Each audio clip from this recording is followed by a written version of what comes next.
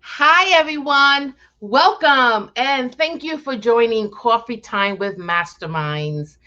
We created this show to be a series of conversations with leaders of mission based organizations. In the past few weeks, we have covered a multitude of topics from recovering from a shock, otherwise known as the global pandemic, to planning for new programs and ensuring equity in our programming.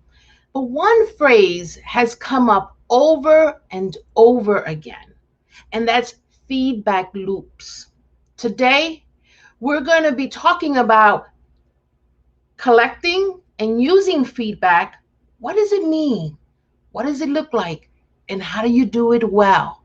So go ahead and grab a cup of coffee and join the conversation for the next half hour as we discuss topics that are urgent to leaders of mission based organizations. So let's start with introductions. If you are joining us today, please give us your name and where you're from in the chat comment space so that we can thank you for your participation. We also invite you to join the conversation by putting up your questions in the comment box, and we will be addressing them throughout the show. Now, I'm going to introduce my co-host, but first, I am Cynthia Rojas, the principal and founder of To Your Growth, which is a management consulting firm that specializes in change management, organizational development, and leadership development. I'm going to bring on my next host, Peter Blakely from Blakely Consulting. Hi, Peter. Good morning, Cynthia. How are you? I'm good. How are you? Good. My name is Peter Blakely. I am the founder and principal of Blakely Consulting, and I help mission-based organizations measure and maximize their impact. You do. And we're going to bring on our other co-host, Rebecca Tuttle. Hi, Rebecca. How are you? Good morning. I'm well. How are you? I'm Rebecca Tuttle. I'm the founder and creator of Grant Right Now and Grant Writing for Good. We help schools, nonprofits, organizations, and businesses find, write, secure grant funding, and we teach you how to do it.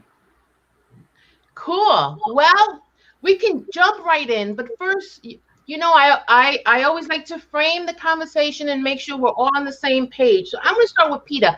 Peter, what do you mean by feedback loops? What does that mean to you? So I think of it as being an entire continuum, right? It's a loop, emphasis on loop, where we ask a question, collect relevant information, analyze that information, and then make a change or adaptation or decision based on it. And then we're going to test that adaptation again. I think it's the cycle that really matters. So when I'm working with organizations, we're focused particularly on the program and ensuring that the programs are as effective and impactful and sometimes efficient as possible. So that's the kind of experiment that we're talking about. But in the course of our program, we have talked about collecting feedback from staff, preparing for a stressful change, like going back to the office. We've talked about how collecting feedback from funding partners can help you maintain your funding and sustainability. So it comes up over and over and over. What I really want to emphasize is that it's a continuous process. You can't just collect feedback, right? It's the looping over and over and over that really matters. Yeah. Cynthia, you talk a lot about collecting feedback from staff, either in preparation for a change or during the implementation of a change. Can you talk about that kind of internal feedback a little bit? Yeah. So for me, I'm always focused on how change or anything regarding an organization impacts its staff, right? And so oftentimes organizations check in with staff and elicit feedback from them. But what I advocate for is formal feedback loops. So formal data gathering. One, and that could be a survey. It could be, a survey, focus groups. But one thing that does is it allows you to then analyze your data, and benchmark. So you can compare yourself against other organizations of your size and see where your employees lie in terms of whether it's a climate study or you're starting a new initiative. Then the formal feedback also then allows you to feed the information back to the staff. Let them see where they stand, because sometimes you might have some staff who are not happy, and there's this perception that the organization has a morale problem. And often I find that that is not true across the organization. So the data will help you with that.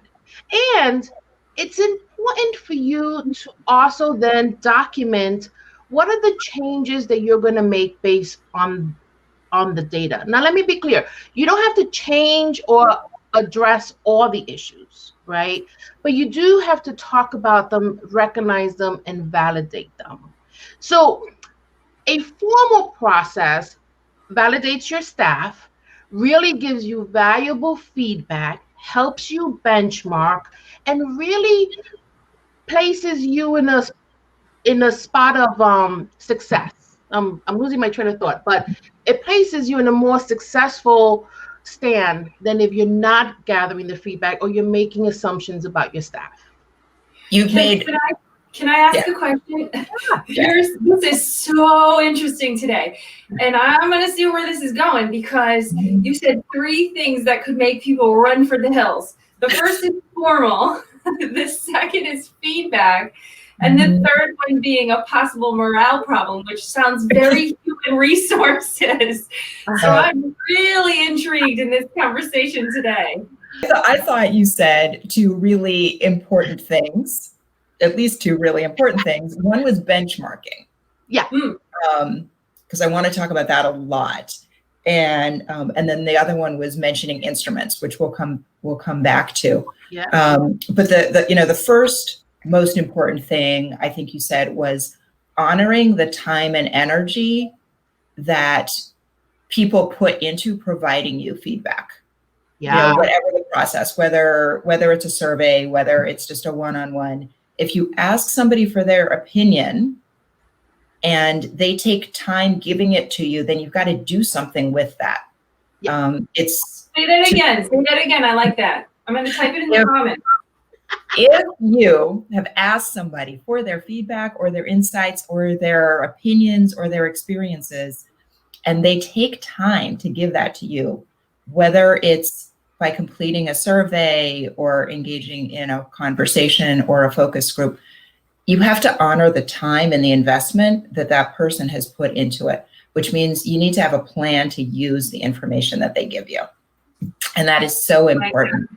I think you really, at a minimum, you burn through a lot of social capital if you ask people for their opinion and then you don't honor the effort that they've made to give that to you.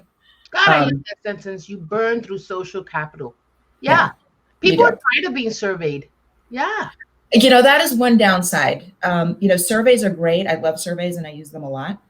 But partly because the technology has made it easy and inexpensive to deploy surveys. Yeah. I think everybody has survey fatigue. There are a lot of surveys out there. And because the barrier to deploying a survey isn't very high, we don't necessarily stop and ask ourselves, like, what information do we need? And what question does it address? And then what are we going to do when we get that information? Yeah. And that's really important to think through before you send out a survey, right? Because some people will really pour their heart and soul into this survey, and if you haven't got somewhere to go with it, at a minimum, it's disrespectful. If you've asked for 15 minutes of somebody's time, well, they need to get 15 minutes of value back from that, at a minimum. The other thing I think that's where the formal comes in, because there's a difference between creating a survey because the resources are easily accessible to do so, and creating a formal, structured survey that really has a purpose and a meaning to give that critical feedback and create that feedback loop within the organization. And I would say, from the person who's completing the survey, they can't tell the difference. So don't burn through their energy on a casual survey. Right. Save it for the important one. Right. But that's just so the staff survey, and thank you for starting there, Peter, is one way you can gather data and give feedback. I just want to mention this because I didn't know we were being so controversial, Rebecca. I'm just saying, I love this dialogue. It is actually a controversial topic. We took it on because we're obviously all in favor of it. But there's plenty of pushback about collecting information and creating feedback loops. One of the objections is going to be, well, I don't have the power to solve this problem, and so I don't want to know about it, right? And I hear about that from programs who say, oh, we don't want to, understand this problem on the statewide level because we can't take responsibility for solving it for the entire state, right? Or maybe you've seen this in organizations where HR says, we don't want to ask the staff what would make their jobs better. We know they're just going to ask for more money and we haven't got more money, so we're better off not asking, right? Right, yeah. So what do you say to that? If we reverse to our self-care, structural care conversation to make up the difference, if there aren't additional resources, maybe that structural care will alleviate some of that desire to be compensated more as an employee. That's a good point, right? I mean, at least to have a conversation about it and acknowledge that there's an issue. Yeah, I think also a key thing, it's the reason why I love data is because it gives you so much information and you're not running around trying to figure things out. Like done well, it could be right in front of you and be your pathway to change. And I also encourage organizations to get their employees to embrace the data. Make the data a tool to be better or to celebrate what you're doing well, and don't make it punitive and shaming. So great start. But there are other feedback loops, Peter. And so, Rebecca, one of the things that you talked about is, I know I have so many notes on the side of things to come back to, but Rebecca, you've talked about funders, right? Both individual donors and funding organizations, and the process of creating relationships with them, collecting feedback, right? I see the tiny tail end of that, which is where people have money and now they've got to report to a funder what they did with it. That's just part of a much bigger and more interesting and richer cycle. Can you talk about that a little bit? Sure. It's very interesting. Cynthia had just made the comment about how important it is to capture data. I'm just looking at my notes here, and using that data as a tool, and it could be right in front of you. More often than not, clients will come to me and say, well, we don't have data. When a funder is asking for your demographic data or your economic data or your population data, they say, well, we don't really have that information, but you actually do, because we collect intake data, we collect data around attendance. So there's a whole host of places where we actually do have that data right in front of us, and funders want that critical information at the onset to see, what are you going to measure, what do you know right now, and what do you anticipate those outcomes being? So collecting feedback from funders as well is critical. To ask the funders about their data, read their data, and compare it to yours.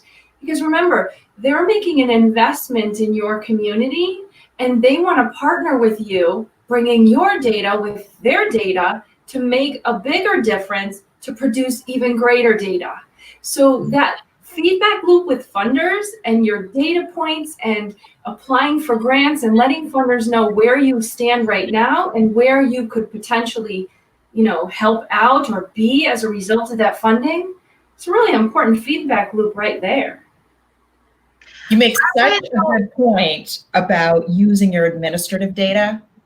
I think in programs, there's people will recognize like, oh, we don't have demographic data or something. And their first stop is, let's go back to the participants and have them fill in another form, right? So often you have it. It's in your administrative data, right? Go through your own files before you. And I always tell my clients, and I did this as an ED and a program director. I said, we shouldn't be asking our clients for information that we don't use. There's no reason for their social security number if we don't use it. Yeah. And it shouldn't be collected. It's such a security issue. Like, why would you take responsibility? Right. It shouldn't be collected and then put in a file cabinet, never to be touched again, unless we're scrambling for that data that we don't have or don't feel like is right in front of us, to pull those intakes out, add those numbers, crunch them a bit, and then stuff it back into the cobwebs. We should never be asking for data from our participants that isn't useful in the moment.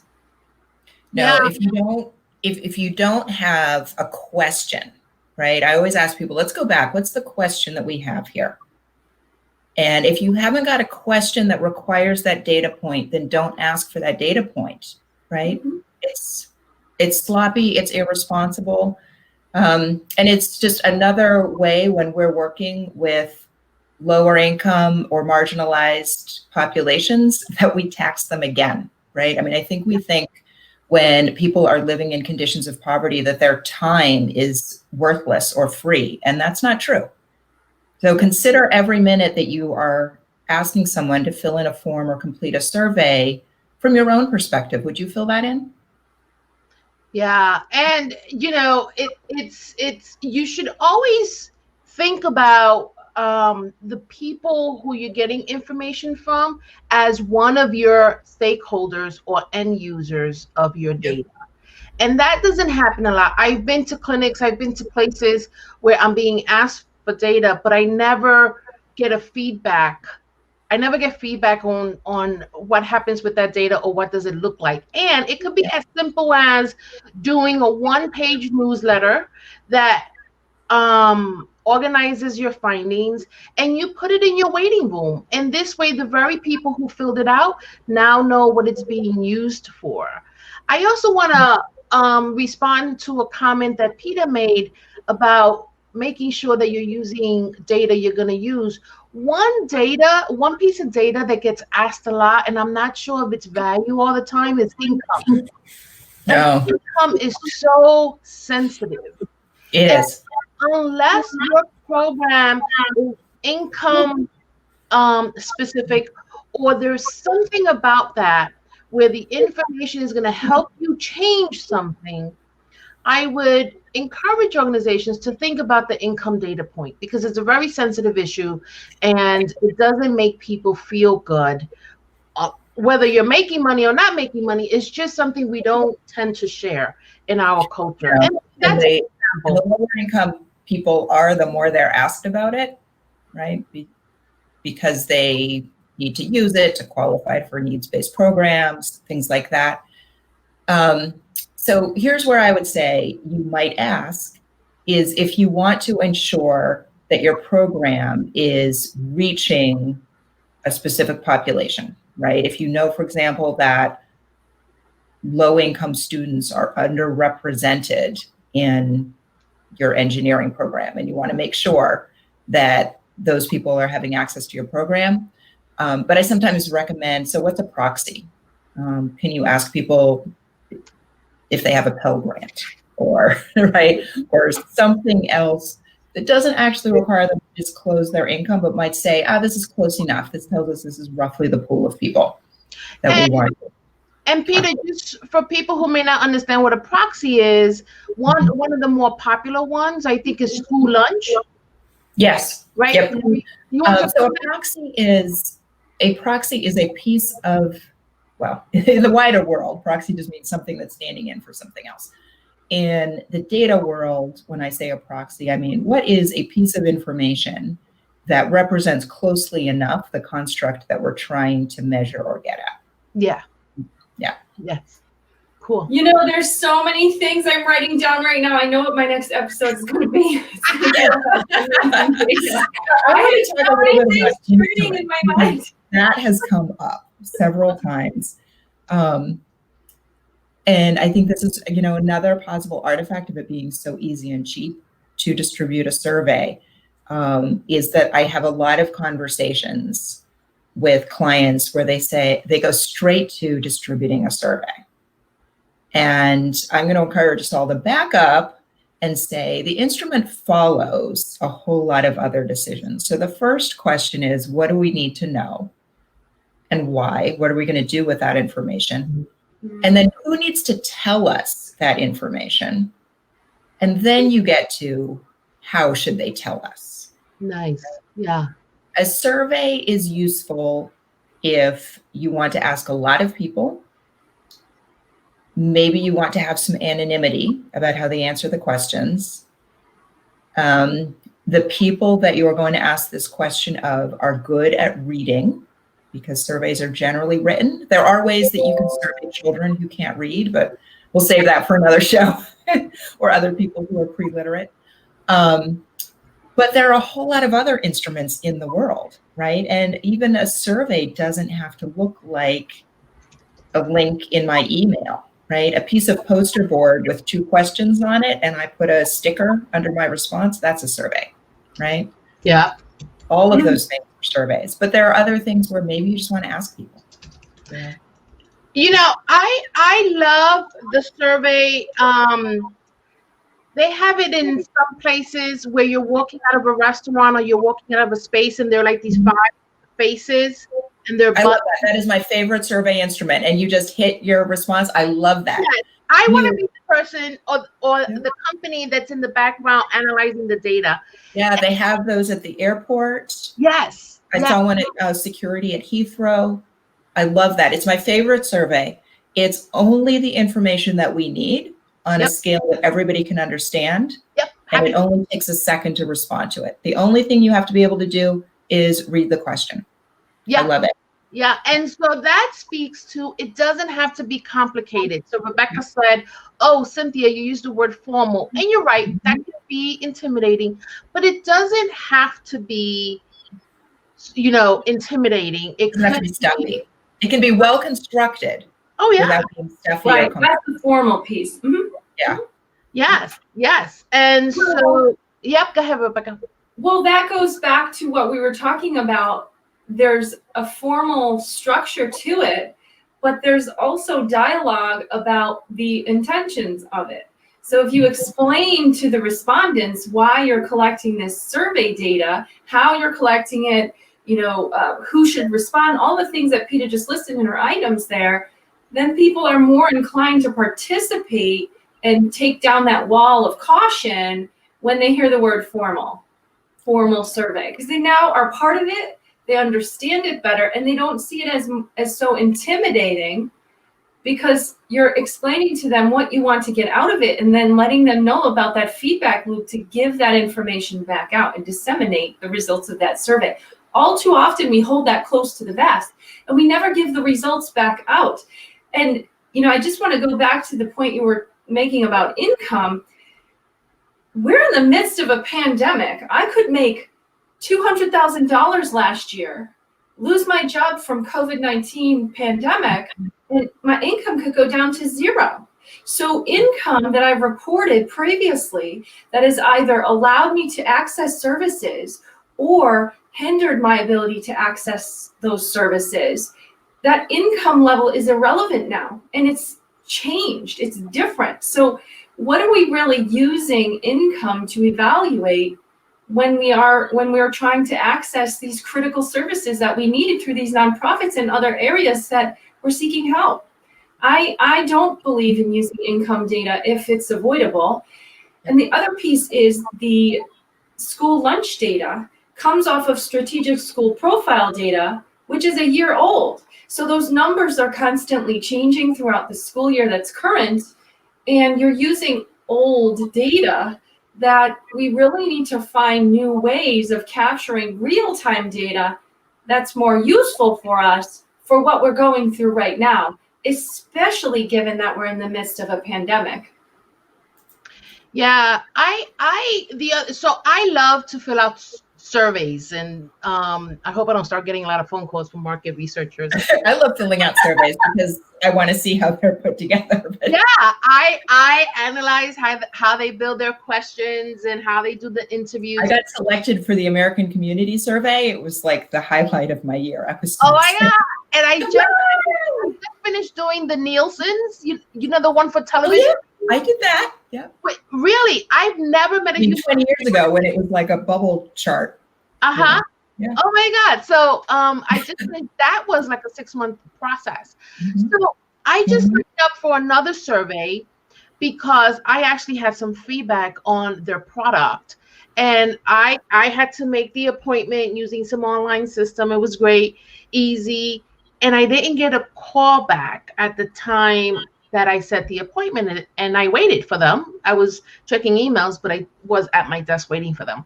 And so that didn't happen. And in all fairness, they came back and said that they apologized, and I just haven't had the time to do it. But that's another point that you're making, Peter, is make sure you're not wasting people's time.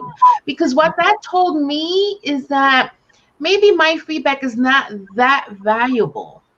So now you're no longer on the top of my list, right? Where I still want to know, I fill out those surveys from like Lowe's and Home Depot's, the ones that are on the receipts. Has anybody ever won that? I did meet a cashier who told me she had a customer that won the $5,000. Wow. Yeah. But I do want to say this. I never hear about the feedback.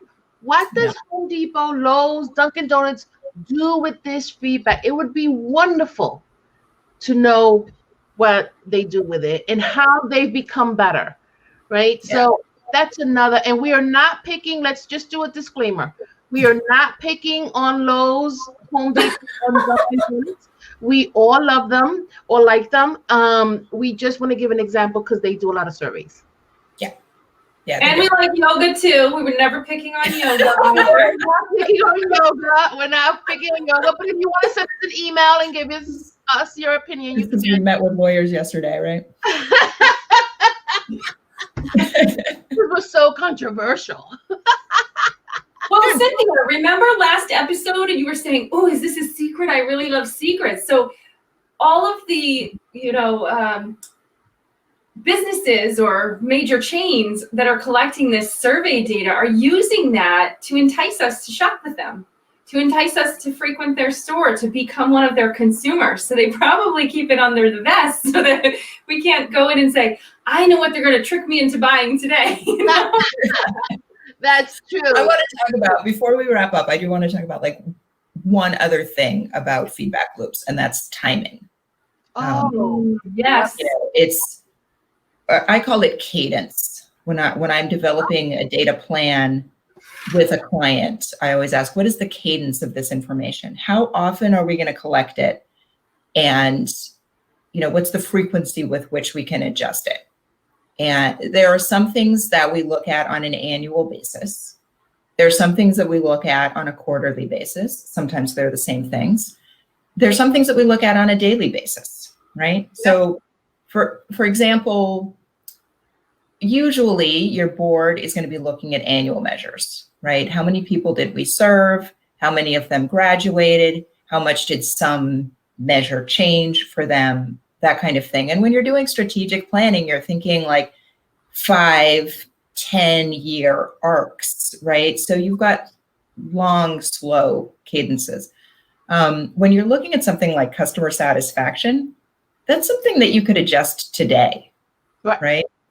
You could call in more cashiers and shorten the lines today. There's no reason to annualize that data and fix it next year. That's going to be too late, right? So that was another thing that I just wanted to bring into the conversation, is matching the cadence with decision-making level, how quickly you should be able to adjust, and matching it with the right audience, right? So some people are going to be looking at longer term data, and other people, frontline managers, might be looking at daily data. I love that. I used to work with someone, her name is Michaela. She worked on my research team, and I wrote it down. She used to say, in order for data to be relevant, it must be timely. And always part of her plan. If she couldn't execute a report or the findings in the time frame where the data is useful, she didn't do it. She didn't gather the data because you would be wasting everyone's time. And I really appreciate that sentiment. I mean, sometimes it worked against us because we needed some information, but she was always right. Why collect it if by the time you analyze it, it's too late and you can't change it? So that's another thing people should think about as they're looking to get some feedback. So we're close to the end of our show, and usually we like to end with takeaways. So let's start with Rebecca. What's your takeaway today? My big takeaway is my next episode, when it's my turn, we're talking about fundraising data. You know, this is a great conversation that we should continue, because what this is going to do, or how is this helpful for nonprofits, is as a plan, as our show had started to do, helping people plan for their post-COVID future, they can start collecting that critical data now, gathering an understanding of what the importance of it is, how to collect it, how to, you know, create that feedback loop and use it to get them to where ultimately they want to go. And that is success out of this pandemic. And one of the ways that we raise funds, especially in a recession, is focusing on that data, that critical organizational and business data. And I'm not talking about how many donors gave, just that type of data. I mean that data within, as Cynthia had said, is right in front of us. We just don't see it. Yeah, no, you're right on. You're right on about that, Rebecca. Thank you. Peter, what is your great takeaway? You know, I think my great takeaway is that the data is an asset and you're not entitled to it, and to be extremely thoughtful about collecting it and using it. And what I've learned in this conversation is to think more broadly about all of the data that an organization is collecting, using both internally and externally, and to think about that entire system together.